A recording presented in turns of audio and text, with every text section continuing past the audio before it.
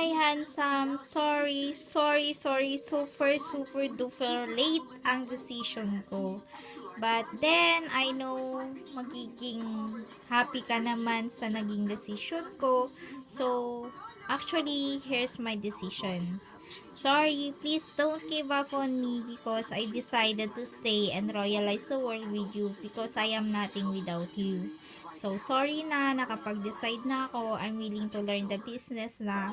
This time, I promise, totoo na to. As in, totoo na to. Na pag hindi ko pa siya ginawa, alam ko na mawawala ka na sa akin. So, ayun nga, sorry. So, please forgive me na sa lahat-lahat ng kababawan ko.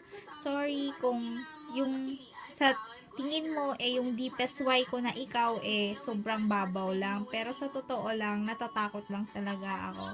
But now, I'm willing to take all the rest, whatever it takes, na sabi mo, para maging, ah, para mag-excel ako sa business, para lagi kitang makasama. I'm so sorry, my butterfinger. I love you.